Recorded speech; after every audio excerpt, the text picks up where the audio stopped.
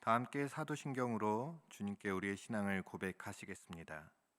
전능하사 천지를 만드신 하나님 아버지를 내가 믿사오며 그 외아들 우리 주 예수 그리스도를 믿사오니 이는 성령으로 잉태하사 동정녀 마리아에게 나시고 본디오 빌라도에게 고난을 받으사 십자가에 못 박혀 죽으시고 장사한 지 사흘 만에 죽은 자 가운데서 다시 살아나시며 하늘에 오르사 전능하신 하나님 우편에 앉아 계시다가 저희로서 산자와 죽은 자를 심판하러 오시리라.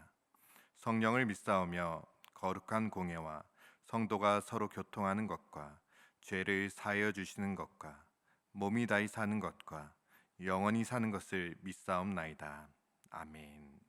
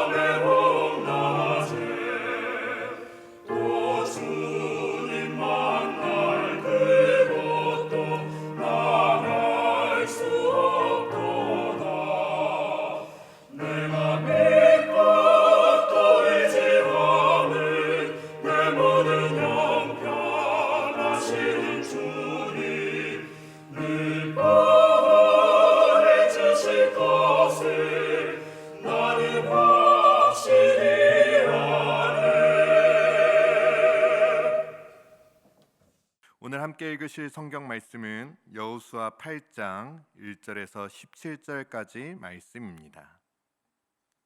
여호와께서 여호수아에게 이르시되 두려워하지 말라 놀라지 말라 군사를 다 거느리고 일어나 아이로 올라가라. 보라 내가 아이 왕과 그의 백성과 그의 성읍과 그의 땅을 다 내 손에 넘겨주었으니 너는 여리고와 그 왕에게 행한 것 같이 아이와 그 왕에게 행하되 오직 거기서 탈취할 물건과 가축은 스스로 가지라.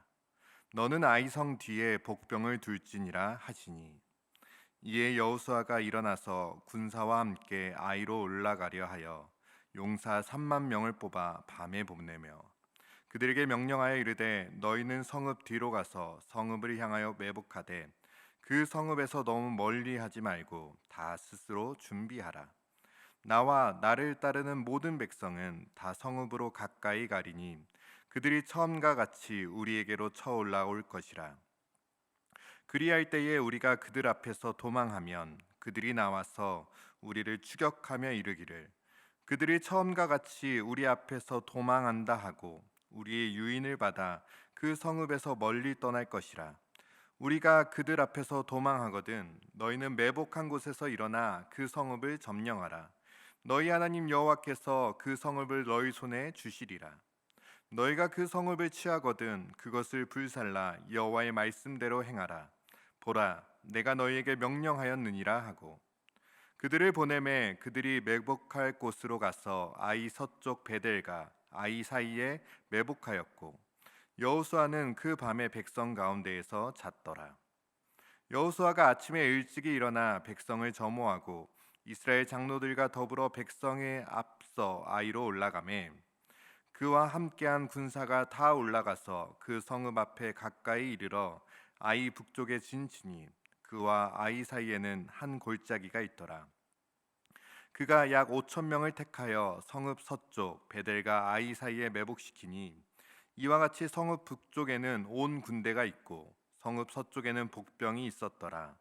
여호수아가 그 밤에 골짜기 가운데로 들어가니 아이 왕이 이를 보고 그 성읍 백성과 함께 일찍이 일어나 급히 나가 아라바 앞에 이르러 정한 때에 이스라엘과 싸우려 하나 성읍 뒤에 복병이 있는 줄은 알지 못하였더라. 여호수아와 온 이스라엘이 그들 앞에서 거짓으로 패한 척하여 광야길로 도망하매 그 성읍에 있는 모든 백성이 그들을 추격하려고 모여 여호수아를 추격하며 유인함을 받아 아이 성읍을 멀리 떠나니 아이와 베델에 이스라엘을 따라가지 아니한 자가 하나도 없으며 성문을 열어놓고 이스라엘을 추격하였더라. 아멘. 고맙고 감사하신 하나님 아버지, 오늘도 이 새벽에 저희를 불러주시고 깨워주셔서 하나님 앞에 나와 예배드릴 수 있도록 인도하여 주심에 감사드립니다. 하나님, 오늘도 이 새벽에 간절한 기도 제목 가지고 주님 앞에 나와 예배드리는 모든 성도들의 마음 가운데 오직 주님께서 주실 수 있는 참된 위로와 회복이 가득 선포되고 누려지는 시간 될 수 있도록 인도하여 주시옵소서. 모든 예배의 시작과 끝을 주님께 올려드리며 살아계신 예수 그리스도의 이름으로 기도드립니다. 아멘. 이 새벽 주님 앞에 나와 예배드리시는 모든 성도님들께 오늘도 우리의 모든 눈물을 닦아주시며 우리의 모든 어려움과 아픔을 아시고 위로해 주시는 그 한량없는 하나님의 은혜와 사랑이 가득 고백되고 누려지는 하루 되시기를 주님의 이름으로 축복합니다. 동상이몽이라는 말이 있습니다. 같은 상황 속에서 같은 것을 보고 있지만 실상은 서로 다른 생각을 하고 있음을 일컫는 말입니다. 결혼을 하고 신혼여행을 갔을 때 이런 상황들이 있죠. 남편 또는 아내는 한쪽이 생각하는 신혼여행은 이 분주했던 결혼 준비로 지쳐있는 몸과 마음을 충분한 휴식과 쉼을 통해서 회복하는 그러한 여행을 생각하였는데, 반대로 다른 한쪽에서는 평소에 경험할 수 없었던 새로운 문화를 경험하고 탐방하며 이 두 사람만의 추억을 쌓는 것에 그 목적을 두어서 막상 신혼여행을 갔을 때 서로 엇갈리게 되는 경우를, 또 심한 경우 다투기도 하는 이야기들을 종종 보고 또 듣게 됩니다. 물론 제 이야기는 아닙니다. 교회 수련회를 준비할 때도 이러한 경우가 있습니다. 제가 청년부를 섬겼을 때 우리 이번에 수련회 가자 하면은 다 좋아했습니다. 그러나 본격적으로 준비를 하다 보면 각자가 생각하는 수련회가 다름을 보게 됩니다. 어떤 청년은 이번 기회에 평소에 잘 교제하지 못했던 청년들과 친해지며 이 공동체성을 세우는 데에 주된 목적을 두기도 하고, 또 다른 청년들은 저녁 집회 때 좋은 말씀을 듣는 것에, 또 밤늦게까지 뜨겁게 기도하는 것에 초점을 맞추고 또 기대하기도 합니다. 그런데 신앙생활을 하다 보면 하나님과 우리와의 모습 속에서도 이러한 동상이몽의 모습을 종종, 아니 어쩌면 너무나 자주 보게 됩니다. 하나님께서는 그 상황을 통해서 이루고자 하시는 것과 우리가 그 상황을 통해 얻고자 하는 것들이 다를 때가 많이 있다는 것입니다. 우리는 우리 삶에 닥치게 되는 많은 문제들을 해결하는 것에 그 초점을 둡니다. 우리가 바라는 것을 이루는 것에 그 목적을 둘 때가 있습니다. 그러나 하나님은 우리에게 닥친 어려움과 문제 속에서 또 다른 것을 보시고 준비하심을 우리가 기억해야 합니다. 우리가 반드시 기억해야 될 것이 있습니다. 신혼여행은 쉼과 회복에 초점을 맞추어야 할까요? 아니면 새로운 문화를 접하고 두 사람의 추억을 만들어가는 것이 중요할까요? 어떤 것이 더 중요할까요? 정답은 다 중요합니다. 아내와 남편이 잘 협의해서 조절하면 되는 것입니다. 그렇다면 수련회는 무엇이 중요할까요? 좋은 말씀을 듣고 뜨겁게 기도하는 것, 맛있는 음식을 먹으며 평소 친하게 지내지 못했던 청년들과 교제하는 것, 어떤 것이 더 중요할까요? 이 모든 것이 다 중요합니다. 목적을 세우고 균형 잡힌 일정을 짜면 되는 것입니다. 그러나 하나님과 우리의 관계에서는 적절하게 조율하는 것은 없습니다. 지금 하나님과 우리가 동상이몽의 관계에 있습니까? 같은 상황 속에서 다른 것을 바라보고 느끼고 생각하고 있습니까? 그렇다면 이것은 하나님과 적절히 조율하며 답을 찾아가는 것이 아니라 하나님의 뜻에 우리의 뜻을 맞추어 가야 하는 것입니다. 그것이 그리스도인, 그리스도께 속한 자, 그리스도 안에 거하는 자들이 마땅히 보여야 할 삶의 태도입니다. 여호수아서를 계속해서 묵상하게 되면 하나님과 이스라엘 백성 사이에 동상이몽의 모습을 계속해서 찾게 됩니다. 약속의 땅을 바라보며 여리고성을 점령하며 하나님께서 바라보셨던 것은 이스라엘이 거룩한 민족, 하나님의 제사장 민족이 되어서 이 땅에 온전한 하나님의 공의와 정의를 선포하고 선언하고 흘려보내는 것이었습니다. 그러나 이스라엘 민족 안에는 점점 다른 마음이 품어지게 됩니다. 더 많은 것을 갖고, 더 많은 것을 누리고, 더 많은 것을 쟁취하는 것에 그 마음을 쏟게 됩니다. 그리고 하나님은 다시금 그들의 흐트러진 마음을 회복시키기 위해서 아이성 전투에서 패배하게 하시는 것이죠. 아이성 전투 직전까지만 하더라도 이제는 내 힘과 내 능력으로 다 가능할 것이라 여겼습니다. 이것도 하나님의 마음은 절대 아니죠. 그러나 아이성 전투에서 패배한 이후 또한 이 패배가 자신들의 죄악 때문이었음을 깨닫고 난 이후에는 이스라엘 백성들의 마음은 처참하게 무너지게 됩니다. 마치 오래전 모세의 때에 12 정탐꾼들의 정탐 이야기를 듣고 마음이 무너져 내렸던 그들의 선조들의 모습처럼 그들은 두려움에 휩싸이게 됩니다. 그러나 이것 역시도 하나님께서 원하시는 것, 하나님께서 주시는 마음은 아니었습니다. 그렇게 두려움과 참담함에 빠져 더 이상 하나님이 우리와 함께 하시지 않을 것이라는 절망감 속에 있을 때에 하나님께서 여호수아에게 말씀하십니다. 그것이 바로 오늘 본문에 나오는 1절과 2절 말씀입니다. 여호와께서 여호수아에게 이르시되 두려워하지 말라, 놀라지 말라. 군사를 다 거느리고 일어나 아이로 올라가라. 보라, 내가 아이 왕과 그의 백성과 그의 성읍과 그의 땅을 다 내 손에 넘겨주었으니 너는 여리고와 그 왕에게 행한 것 같이 아이와 그 왕에게 행하되 오직 거기서 탈취할 물건과 가축은 스스로 가지라. 너는 아이성 뒤에 복병을 둘지니라 하시니. 아멘. 하나님께서는 같은 상황 속에서도 하나님과 다른 것을 생각하고 느끼며 두려움에 빠져 있었던 이스라엘 백성들을 향하여 하나님의 마음을 들려주십니다. 두려워하지 말라, 놀라지 말라. 내가 아이 왕과 그의 백성과 그의 성읍과 그의 땅을 다 너희 손에 넘겨주었다 말씀하십니다. 그리고 이어지는 3절부터 9절까지의 내용은 여호수아가 군사작전을 세우고 그것을 준비하는 과정을 보여줍니다. 대략 2~3천 명이면 충분하다는 이 잘못된 전략을 버리고요, 철저하게 전쟁을 준비하고 대비합니다. 하나님께서 말씀하신 복병을 준비하라는 말씀에 순종하여 병사들을 미리 선별하여 지정된 장소에 숨어 있게 합니다. 말씀을 묵상하며 신기하였던 것은 이스라엘 아이성 전투의 패배는 두려움과 절망이었습니다. 그런데 그곳에서 하나님의 마음을 다시금 회복하였을 때, 하나님과 같은 마음을 품기 시작할 때, 그 아픔과 절망의 사건은 오히려 내 앞의 문제를 해결하고 넘어설 수 있는 중요한 단추가 됩니다. 하나님께서는 말씀하신 복병을 세우는 전략은 이미 한 번 패배한 이스라엘만이 사용할 수 있는 전략이었습니다. 이스라엘 백성들은 아이성 두 번째 전투에서 마치 첫 번째 전투에서처럼 패배하는 것처럼 거짓으로 도망을 가며 아이성의 군대를 유인하고, 그 사이 복병들이 아이성을 점령하는 전략을 세웁니다. 첫 번째 전투에서 패배한 이스라엘 백성들만이 세울 수 있는 전략이었습니다. 우리는 조금만 문제가 잘 풀려도 내 힘과 내 능력과 내 경험과 내 지혜를 의지하려고 합니다.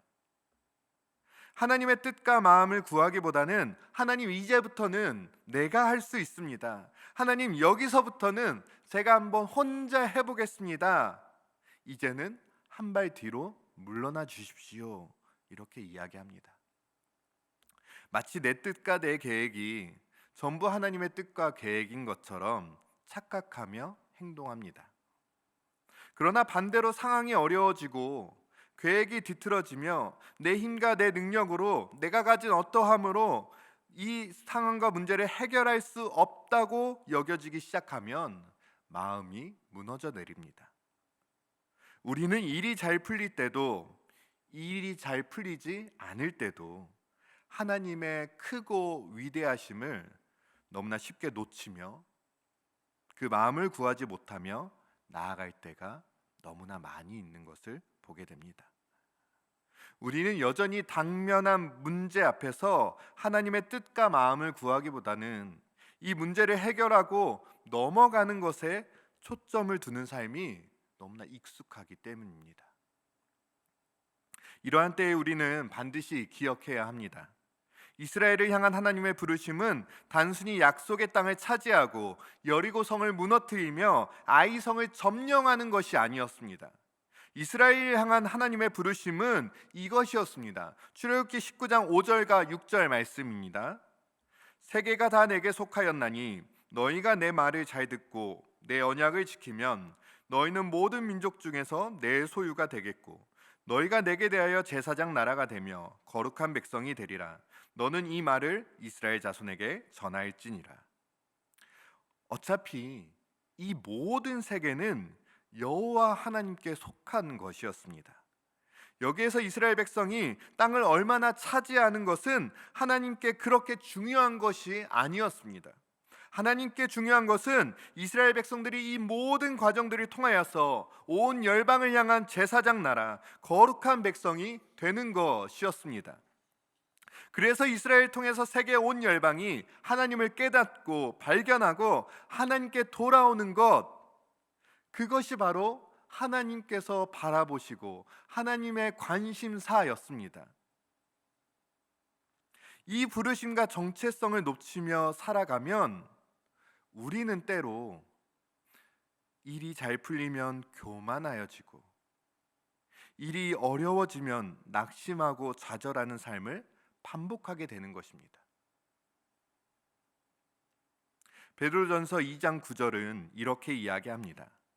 그러나 너희는 택하신 족속이요 왕같은 제사장들이요 거룩한 나라요 그의 소유가 된 백성이니 이는 너희를 어두운 데서 불러내어 그의 기이한 빛에 들어가게 하신 이에 아름다운 덕을 선포하게 하려 하심이라. 아멘. 하나님은 오늘도 우리의 삶 가운데 말씀하십니다. 두려워하지 말라, 놀라지 말라. 일어나 아이로 올라가라. 내가 너희를 택하신 족속, 왕같은 제사장, 거룩한 나라, 나의 소유가 된 백성으로 불렀느니라. 여호수아는 이 말씀에 다시금 하나님의 마음을 깨닫고 가장 앞선에서 이스라엘 장로들과 함께 그 뜻을 수행하며 나아갑니다. 사랑하는 성도님들, 우리 앞에는 참 많은 문제들이 있습니다. 참 많은 어려움도 있습니다. 문제를 해결하면 또다시 문제가 다가옵니다. 산 넘어 산 같은 첩첩히 쌓인 어려움 속에서 우리는 살아갑니다. 문제가 없는 삶은 아마 아무도 없을 것입니다. 그러나 하나님은 우리를 그 문제에 파묻혀 쓰러지는 인생으로 부르지 않으셨습니다. 단순히 그 문제를 해결하는 것이 우리의 목표인 것처럼 살아가도록 부르시지도 않으셨습니다. 하나님의 부르심은 언제나 분명하고 명확했습니다. 오늘도 우리를 거룩한 백성으로 부르시고 하나님의 마음을 깨달아 그 마음의 뜻대로 이 땅 가운데 하나님의 나라를 세워가는 그 거룩한 부르심으로 우리를 부르셨습니다. 문제 앞에서 급급해 살아가는 인생이 아니라, 그 문제 앞에서 좌절하고 낭망하는 인생이 아니라, 문제 하나 해결했다고 더 이상 하나님을 찾고 구하지 않는 인생이 아니라, 오늘도 우리의 모든 삶을 통하여서, 우리의 삶의 전반을 통하여서 오직 하나님의 이름을 높이고 이 땅의 주인이 여호와 하나님이심을 고백하는 인생으로 하나님은 우리를 부르셨습니다. 그 하나님의 마음을 온전히 깨달아 하나님 마음과 함께 가는 동상동몽의 삶이 우리 모두의 삶이 되기를 주님의 이름으로 축복합니다. 문제를 넘어 이 땅에 하나님의 사랑과 공의를 회복시키며 나아가는 우리의 모두 삶이 되기를 다시 한번 주님의 이름으로 축복합니다. 아멘. 하늘에 계신 우리 아버지여, 이름이 거룩히 여김을 받으시오며 나라가 임하시오며 뜻이 하늘에서 이루어진 것 같이 땅에서도 이루어지이다. 오늘 우리에게 일용할 양식을 주시옵고 우리가 우리에게 죄 지은 자를 사하여 준 것 같이 우리 죄를 사하여 주시옵고 우리를 시험에 들게 하지 마시옵고 다만 악에서 구하시옵소서. 나라와 권세와 영광이 아버지께 영원히 있사옵나이다. 아멘.